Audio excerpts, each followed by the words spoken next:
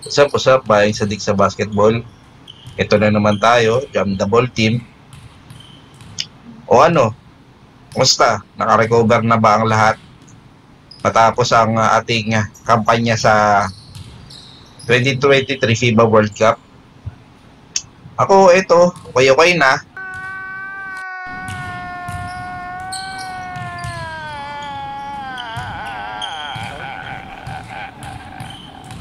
Nakahanda na namang sumakay sa roller coaster ride na dala ng ating pagmamahal sa ating pambansang koponan na Gilas Pilipinas.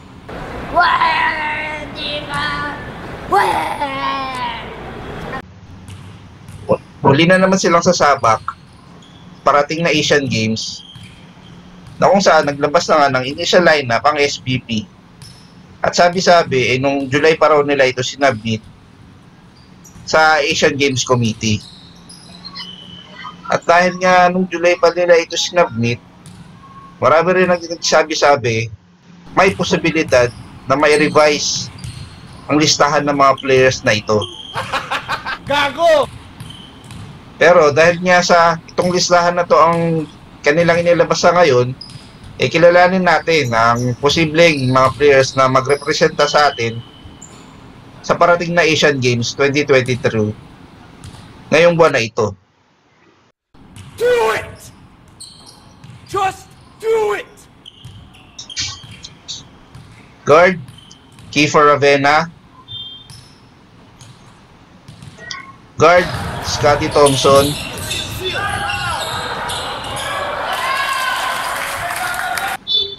Guard, CJ Perez. Guard, RR Pugoy.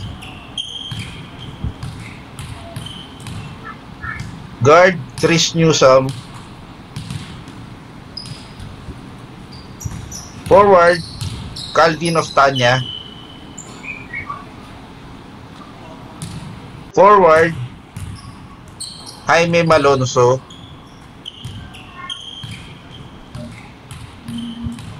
Forward center, Brandon Ganuelas Roser.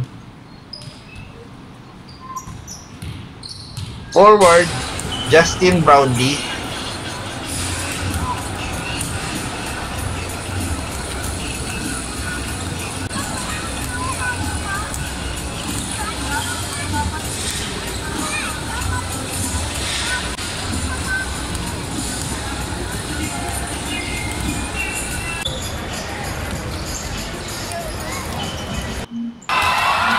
Forward center, Japet Aguilar.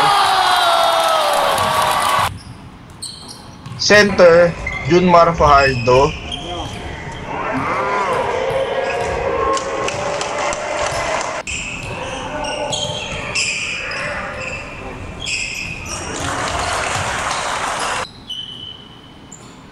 Center, Angie Kwame. So ayun, makikita natin na ang pinaghugutan ng mga players na ito ay mula sa pool ng World Cup team plus yung SEA Games team at dalawa yung naturalized player natin na hinugot dito, si Brownlee nga at si Kwame. Tingnan natin kung mapapayagan nyo, no, dalawang naturalized player kung lulusot. At sa ngayon, wala pang malinaw na balita kung sino ang mag-handle sa team na to bilang head coach.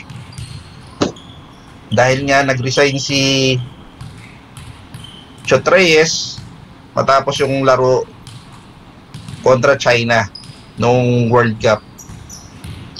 Ayun, cramming na naman dahil more or less 20 days na lang Asian Games na. May kasunod na announcement ukol sa balita nito sa Thursday dahil magkakaroon ng official na press ko ng SBP patungkol dito kung itong lineup na ba ang gagamitin o sabi nga nila magkakaroon ng revision dahil sa availability ng players. Kasi malamang dyan yung galing sa World Cup team gustong magpahinga dahil nga naman fresh pa yung huling nalaroon nila na ito nga yung World Cup. Ayun baka natin ang mga susunod na kabanata. Please like, share, subscribe at pindutin nyo na ang notification bell para lagi kayong updated sa mga kwentong basketball natin.